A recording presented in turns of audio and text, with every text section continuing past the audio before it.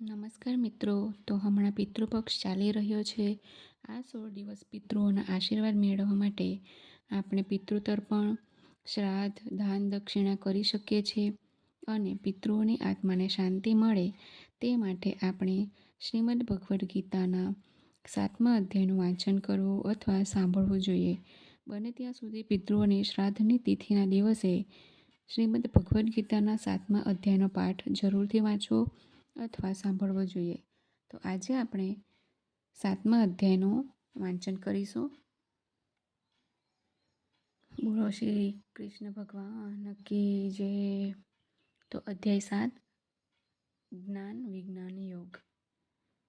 શ્રી ભગવાન બોલ્યા, હે પાર્થ, અનન્ય પ્રેમથી મારા ચિત્તને પરોવનાર તથા અનન્ય ભાવથી મારે પરાયણ થઈને યોગમાં જોડાયેલો તું જે રીતે સંપૂર્ણ વિભૂતિ, બળ, ઐશ્વર્ય આદિ ગુણો સહિત સૌના આત્મરૂપ મને વિના સંશયે જાણીશ તેને સાંભળ.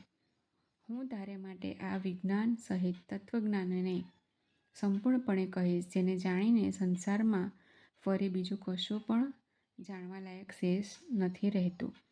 હજારો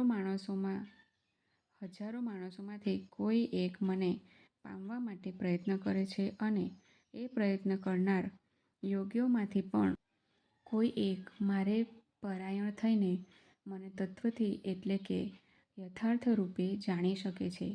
પૃથ્વી, જળ, અગ્નિ, વાયુ, આકાશ, મન, બુદ્ધિ અને અહંકાર આ પ્રમાણે આ 8 પ્રકારે વિભાગ પામેલી મારી પ્રકૃતિ છે. આ 8 પ્રકારના ભેદની તો અપાર એટલે કે મારી જડ પ્રકૃતિ છે.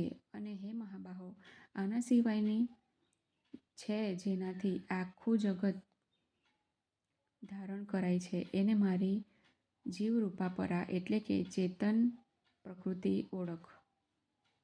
હે અર્જુન, તું એમ સમજ કે સઘળા જીવો આ બંને પ્રકૃતિઓથી જ ઉદ્ભવનારા છે અને હું આખાય જગતનો પ્રભાવ તેમજ પ્રલય છું, એટલે કે સકળ જગતનું મૂળ કારણ છું. હે ધનંજય, મારા સિવાય બીજું કોઈ પણ પરમ કારણ નથી. આ આખું જગત દોરામાં પરોવાયેલા મણીઓની પેઠે મારામાં ગૂંથાયેલું છે. હે કુંતી, હું જળમાં રસ છું, ચંદ્ર તેમજ સૂર્યમાં પ્રકાશ છું, બધા વેદોમાં ઓમકાર છું, આકાશમાં શબ્દ અને પુરુષોમાં પુરુષત્વ છું. હું પૃથ્વીમાં પવિત્ર ગંધ અને અગ્નિમાં તેજ છું, તેમજ સમસ્ત ભૂતોમાં એમનું જીવન છું અને તપસ્વીઓમાં તપ છું. હે પાર્થ, તું સર્વ જીવોનું સનાતન બીજ મને જ જાણ. હું બુદ્ધિમાનોની બુદ્ધિ તથા તેજસ્વીઓનું તેજ છું. હે ભરતવંશીઓમાં શ્રેષ્ઠ, હું બળવાનોનું આસક્તિ તથા કામનાઓ વિનાનું બળ એટલે કે સામર્થ્ય છું અને સહુ જીવોમાં ધર્મને અનુકૂળ એટલે કે શાસ્ત્રને અનુકૂળ કામ છું. અને વળી જે સત્વગુણમાંથી ઉદ્ભવતા ભાવો છે તેમજ જે રજોગુણથી અને તમોગુણથી થતા ભાવો છે એ બધાને તું મારાથી જ થનાર છે એમ સમજ. એમ હોવા છતાં પણ વાસ્તવમાં તેમનામાં હું કે તેઓ મારામાં નથી. ગુણોના કાર્યરૂપ સાત્વિક, રાજસ અને તામસ એવા આ ત્રણેય પ્રકારના ભાવોથી આ આખો પ્રાણી સમુદાય મોહ પામી રહ્યો છે. માટે જ આ ત્રણેય ગુણોથી પર એવા મુજ અવિનાશીને નથી ઓળખતો. કેમ કે આ અલૌકિક અર્થાત ઘણી અદ્ભુત ત્રિગુણમયી મારી માયા પાર કરવી ઘણી કઠિન છે. પરંતુ જે માણસો માત્ર મને જ નિરંતર ભજે છે તેઓ આ માયાને પાર કરી જાય છે, એટલે કે સંસાર સાગરને તરી જાય છે. માયા વડે જેમનું જ્ઞાન હરાયેલું છે એવા આસુરી સ્વભાવને ધારણ કરનાર મનુષ્યોમાં અધમ દૂષિત કર્મ કરનાર મૂઢ જનો મને નથી ભજતા. હે ભરત શ્રેષ્ઠ, અર્જુન ઉત્તમ કર્મ કરનાર, અર્થોથી આર્ત, જિજ્ઞાસુ અને જ્ઞાની એવા 4 પ્રકારના ભક્તજનો મને ભજે છે. એમનામાંથી હંમેશા મારામાં એકાત્મ ભાવે સ્થિર અનન્ય પ્રેમ ભક્તિ રાખનાર જ્ઞાની ભક્ત ઘણો શ્રેષ્ઠ છે. કેમ કે મને તત્વથી ઓળખનાર જ્ઞાનીને હું અત્યંત પ્રિય છું અને એ જ્ઞાની મને અત્યંત પ્રિય છે. આ બધાય ભક્તો ઉદાર છે.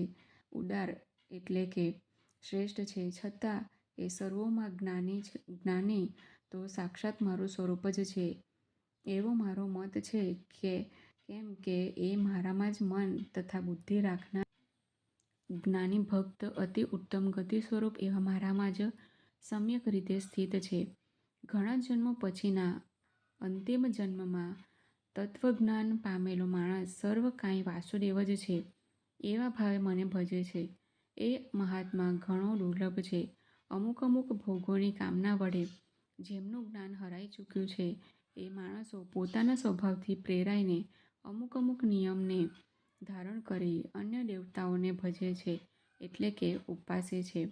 જે સકામ ભક્ત જે દેવતાના સ્વરૂપને શ્રદ્ધાથી પૂજવા ઈચ્છે છે તે ભક્તની શ્રદ્ધાને હું એ જ દેવતા પ્રત્યે દ્રઢ કરું છું.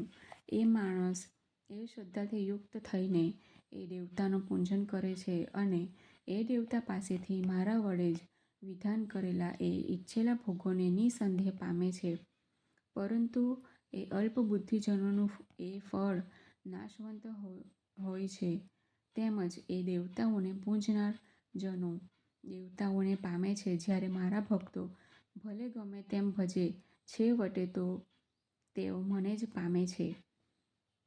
અજ્ઞાનીઓ મારા સર્વશ્રેષ્ઠ અવિનાશી પરમ ભાવને નહીં ઓળખીને અવ્યક્ત અર્થાત મન ઇન્દ્રિયોથી પર એવા મુજ સચ્ચિદાનંદ ઘન પરમાત્માને માણસની પેઠે જન્મ લઈને વ્યક્ત ભાવને પામનાર માને છે.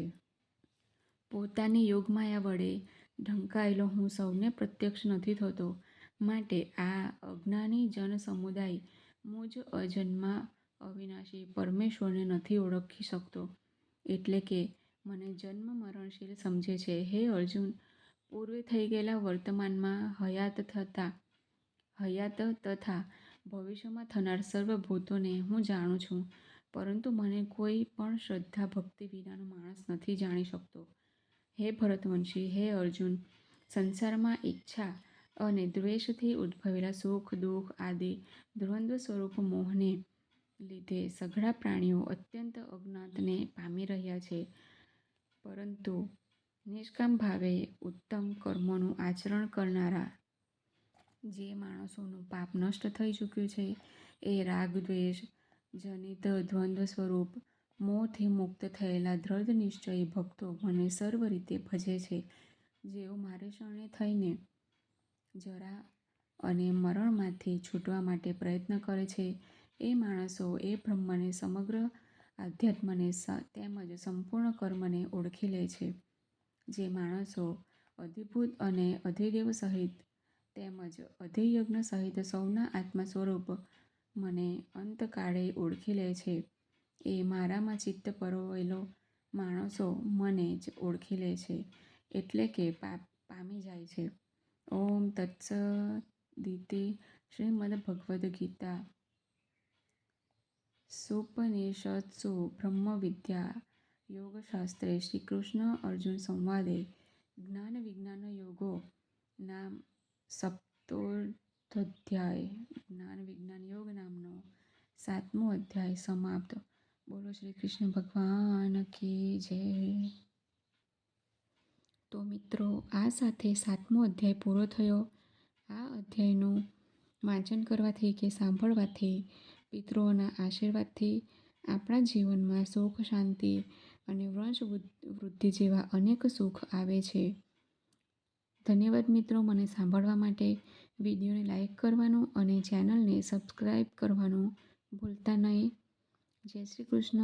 હર હર મહાદેવ.